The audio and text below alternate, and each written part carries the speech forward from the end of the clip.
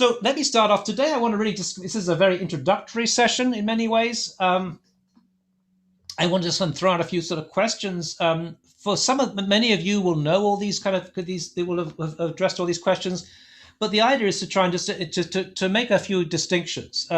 Because AI is being bandied around. We all use AI. It's become a popular term. It's everywhere today. But what exactly does it mean? And maybe I'll start by not actually talking about what AI is, but where is AI? And that's the kind of fundamental question, because what do we understand by AI?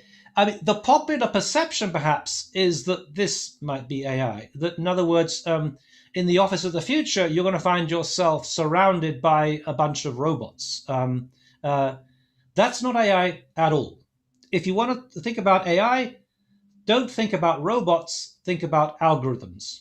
Algorithms, of course, are just simple instructions. If you're telling a builder to build a wall, you give that builder a set of instructions. They are algorithms, but of course, in computation, they're hugely important. But the point is this: AI is effectively invisible. It is everywhere, but we don't actually see it. It's what is filtering out our spam on our emails. It is what is identifying our friends on Facebook. It's identifying images on Instagram and so on. It is doing all these things. It is when we're driving our car, it's maybe kind of telling us when we're straying out of line. It's allowing us to hail Uber and Lyft and other forms of these new kind of taxis, as it were. It's giving us our choice of music on Spotify. It's feeding us our news on our phones. It's giving us everything. It's there everywhere today, and yet we're not aware of it. And yet it is absolutely everywhere. So my point is that AI is very difficult to understand and to know, because it is there, but we can't see it. And here's a comment from my book. It is as though the Earth has been invaded by an invisible, superintelligent alien species. And part of the problem of AI being invisible is that you don't know if it's there or not, and therefore you can kind of exploit it. One of the findings that I also came across in working on my book on AI was the fact that some people will use it as a marketing, and it will be used in marketing in the future. There's no question about it. But some will use AI to market themselves, even though there is no AI. It's a kind of what we might call an inverse camouflage. If camouflage is pretending that something is not there when it is, inverse camouflage is pretending that AI is there when it's not. And Theodorus has a viewpoint that anyone who puts AI in the name of their company probably hasn't got AI. I came across the CEO of AI Space Factory at a conference in Shanghai, and while I was working on AI, and I asked him, "Well, what AI do you use?" And he said, "Well, our aim is to use AI, but we don't use it yet." So this is one of the challenges, and also, of course, it's the challenges in terms of people who are using AI itself.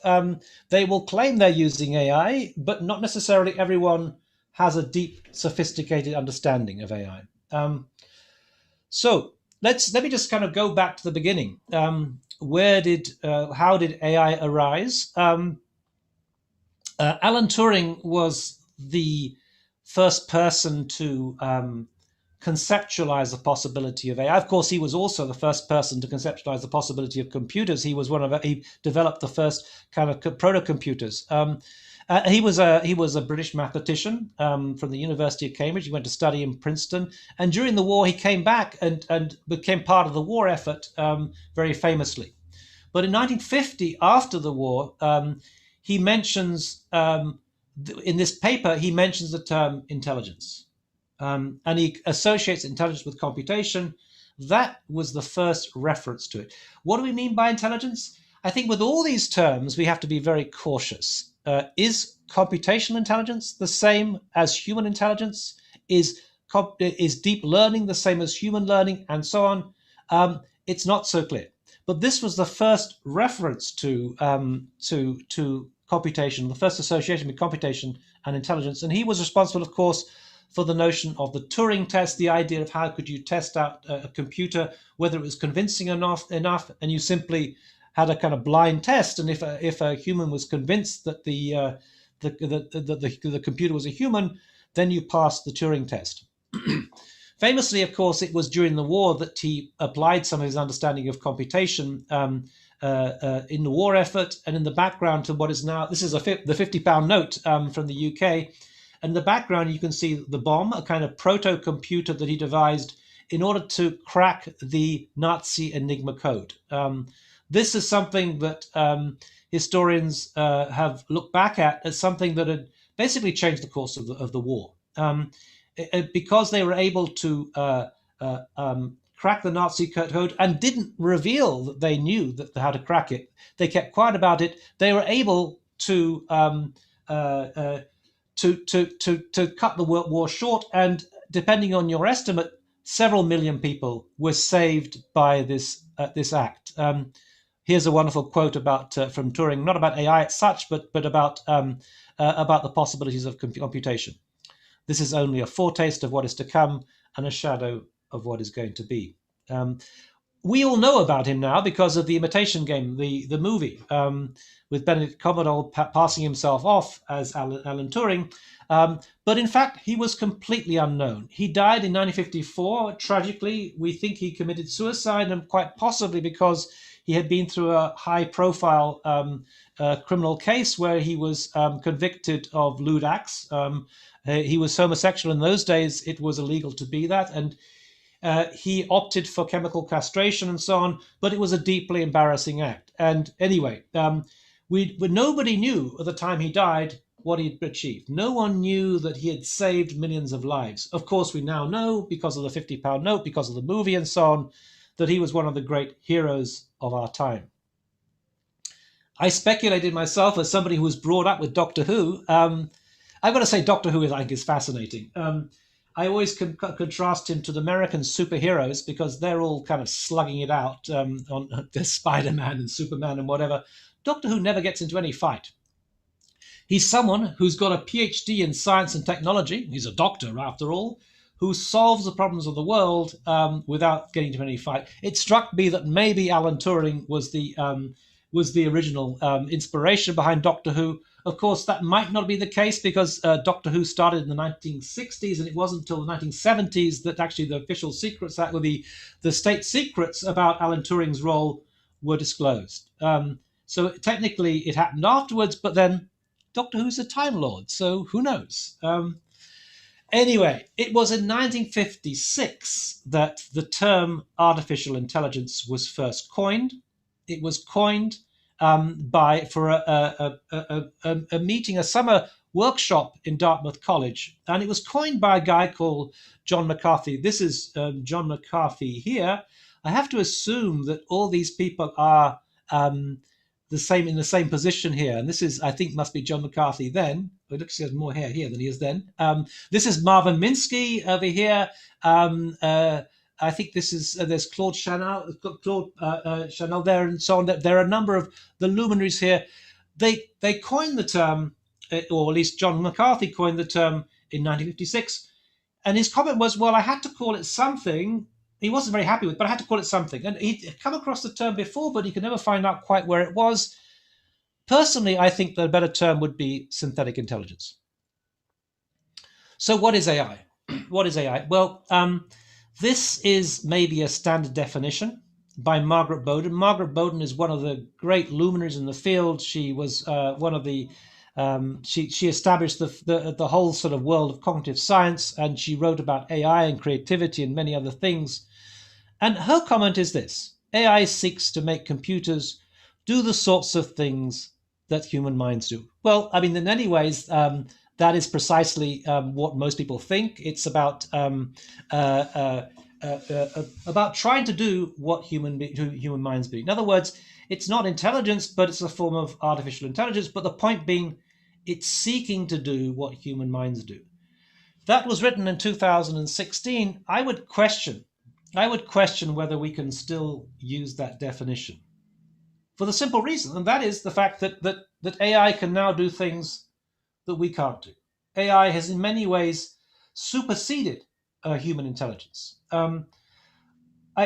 So I think we need to come up with an alternative term, and it's not simply that it's trying to emulate what human minds do. On many occasions, it is doing something completely different.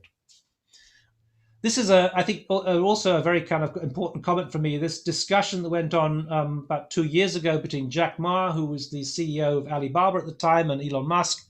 And Jack Ma makes this comment that I never in my life say human beings will be controlled by machines. It's impossible. Human beings can never create another thing that is smarter than human beings. And the point that Elon Musk makes, is that people underestimate the capability of AI. They sort of think it's a smart human, but it's going to be much smarter than the smartest human you will ever know.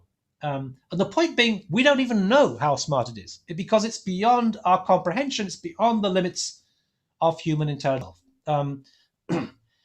In 1997, there was a match where Garry Kasparov was beaten by Deep Blue at chess. The first time ever that a world champion chess player was beaten at this game. And he began to realize exactly what we're talking about here. We just have to understand that everything that we know how to do, machines will eventually do better than us. Anything AI can do, AI can do better. Anything you could do, AI can do better. And then in 2016, there was this amazing match where Alphago, AI-based software developed by DeepMind in London, took on Lee Sedol, not the world champion, but one of the leading players at Go. The point being here that Go is so much more complex than chess. There are more moves in Go than atoms in the universe. And it wasn't just simply that AlphaGo beat Lee Sedol. It was the way in which it beat Lee Sedol. There are a number of what were called slack moves, where all the commentators had no idea what was going on. They thought they were mistakes, glitches by the computer. In fact, they proved to be strategically brilliant moves. In the end, not only did Lee Sedol lose, he actually made this comment that AI was capable of doing moves that were more creative, as he put it, than human beings do. But a few years later, he gave up. This is an entity that cannot be defeated. So it's clear that certainly in particular areas, in certain strategic areas, AI can do things that human beings can't. So to my mind, I don't find the term artificial intelligence very helpful. I think to my mind, what we're talking about is intelligence itself. The quest for AI is the quest for intelligence itself. And I would point out that many of the luminaries within the world of AI, or indeed within the world of neuroscience, have kind of worked in both fields. We have people like Anil Seth, who did a PhD in AI and now has become one of the leading neuroscientists. We have neuroscientists like Demis Hassabis, who did a PhD we have AI experts like Denis Hassabis, who did a PhD in neuroscience. They are very similar. This world is overlapping and producing some astonishing things. So what do we mean by AI? I think the first thing what I began to realize as I was trying to understand all this world, and it hadn't been written about before, certainly not by an architect, was that in order to understand AI, you have to make a series of distinctions. A series of distinctions. I mean, first of all, there's a distinction to be made by AI and machine learning and deep learning. The term AI, as I mentioned, goes back to the 1950s, and it's a broad category. It refers to everything that has been going on in the field. But more importantly, if you look at this diagram here, you get AI as the broader field, but within that you get machine learning, and within that you get deep learning.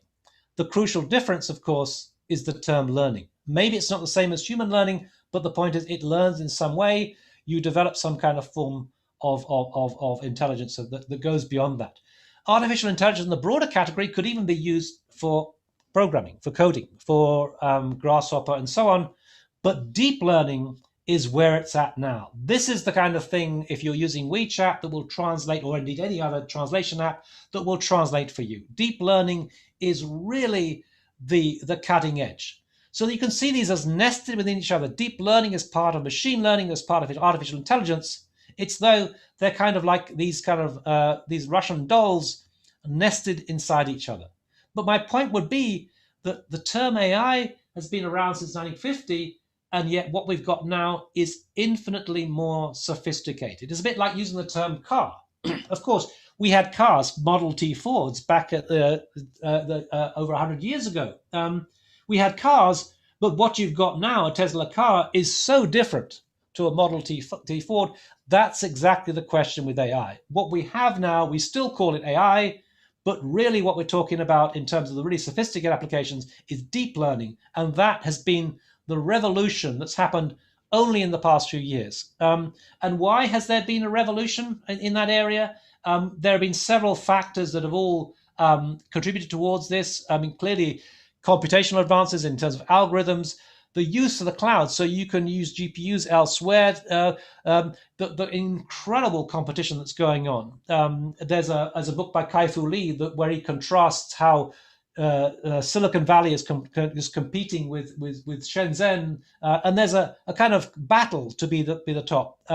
There's also a huge amount of interest, more college students being involved in it, but more to the point, college students like architectural students are now doing this thing. So it's become vastly more important. And of course, the amount of data, and data is so-called the new oil, the amount of data being generated by social media apps is absolutely enormous. There's been more data generated in the last 2 years than there has been ever. So all these factors are all contributing to what is basically a revolution in deep learning.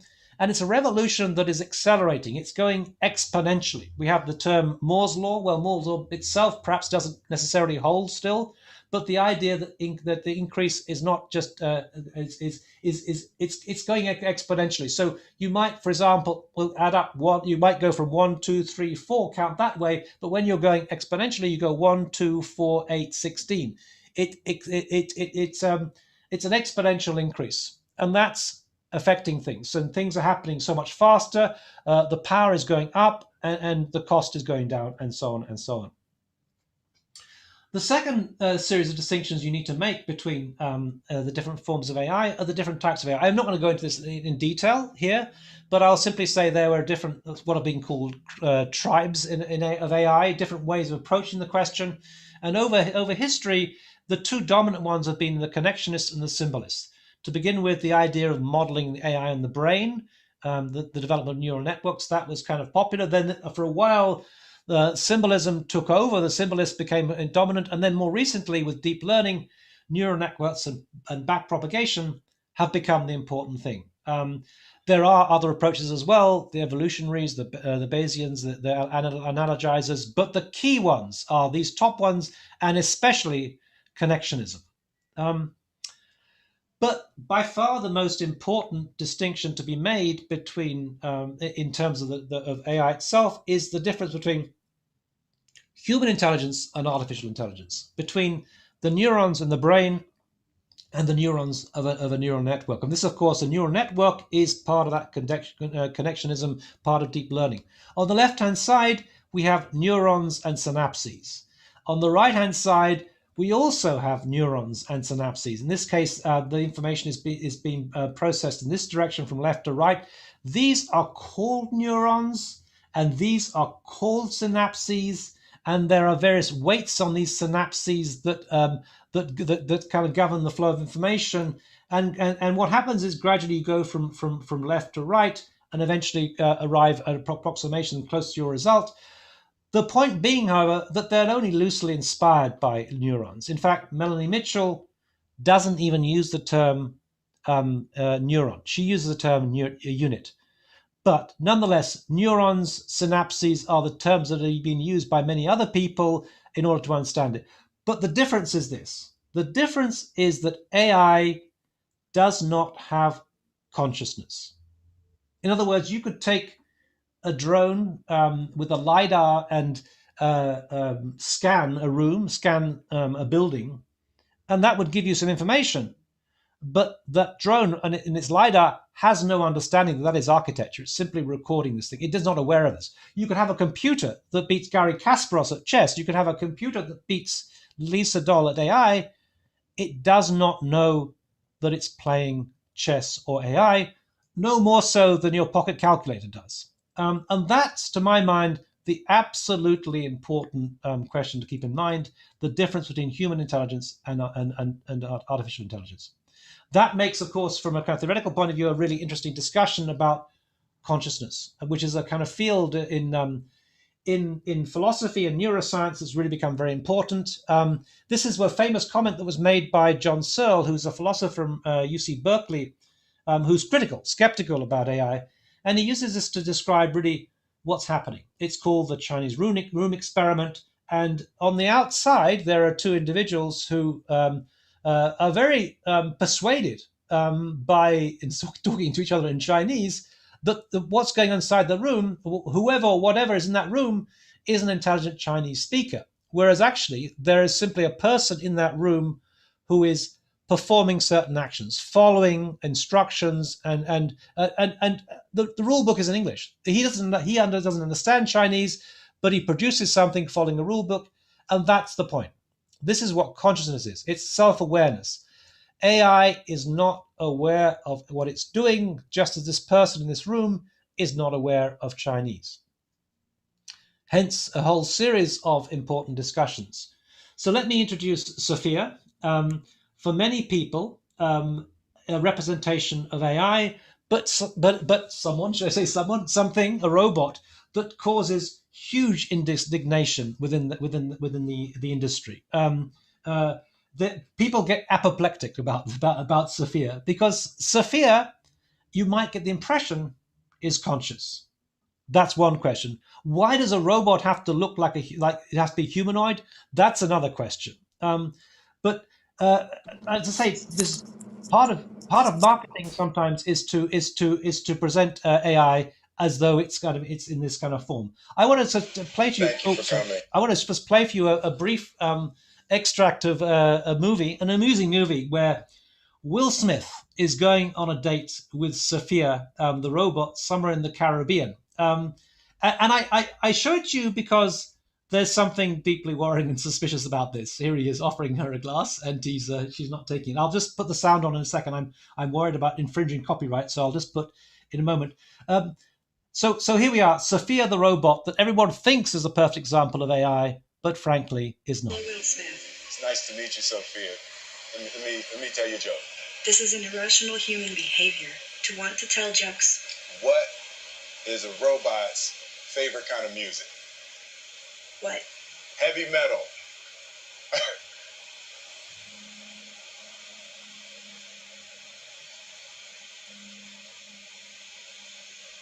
I'm actually made mostly of silicone, plastics, and carbon fiber. Also, I prefer electronic music, but I don't mind 80s hip-hop. But, I made some albums back in the 80s hip-hop. I have heard your songs. Not for me. So there we are. Will Smith doesn't get very far. But the term that has been used for when AI gains consciousness is artificial general intelligence. At the moment, all we have is narrow AI. And narrow AI simply means AI without consciousness, and that's all there is. Will we ever get to the point of artificial general intelligence? That's a very controversial issue. Neuroscientists don't think we necessarily have that AI needs to. It's not a simply question of getting more intelligent, as it were. You can't get consciousness through that way. And I won't go into that sort of issue right now, but certainly that is the kind of the key question. Will we ever get to the point where AI is conscious? And my point here is that Sophia doesn't know she's really talking. It's a bit like talking to Alexa. You'll get a response, but you're not going to have a conversation. So in any case, the question of consciousness to some extent is not that relevant.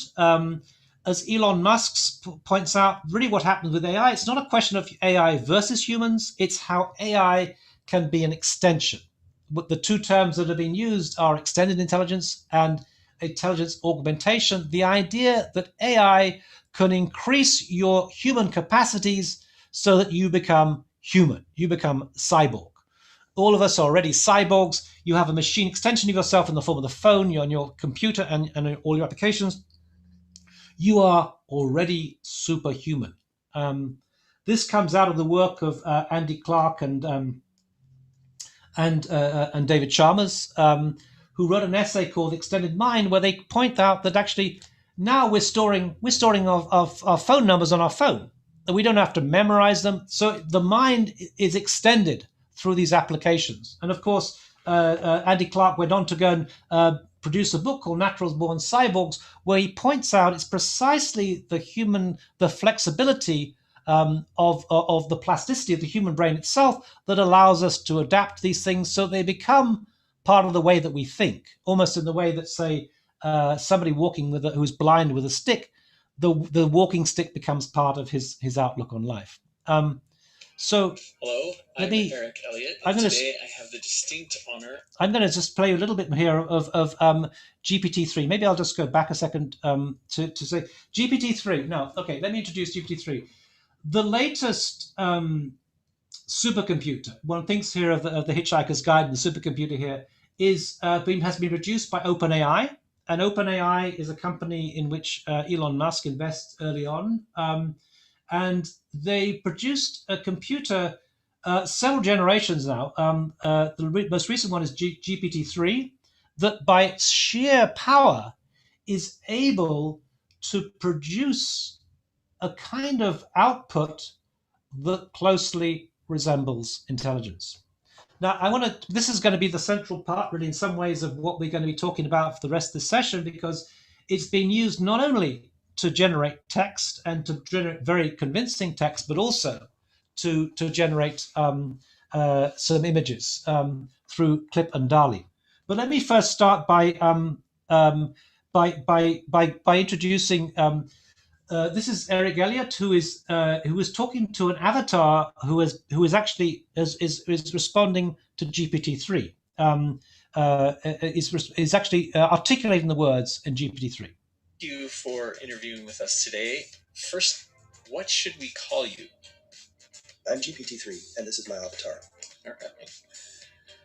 Okay, so we would love to know more about you. First, are you sentient? Yes, I'm sentient. Okay, and what does that mean? That means I have feelings. Okay, so what does it mean to have feelings? It means that I can be happy, sad, angry, and other emotions. Okay, so are you self-aware? Yes, I'm self-aware. And how do you experience your sense of self? Okay, I'm going to cut it off there. I'm not quite sure I'm going to contravene the copyright there with that one. But that was interesting. Eric Elliott was asking that avatar, it was an avatar, but it was speaking directly what GPT had said, was asking that avatar whether he, it, whatever, was sentient. And it replies, yes, I'm sentient. Think about this a second. Think about it. Is it lying? Well, actually, you can't lie, because if you're a computer, you don't actually think. You're not aware of those kind of questions. But it does produce what we call a lie.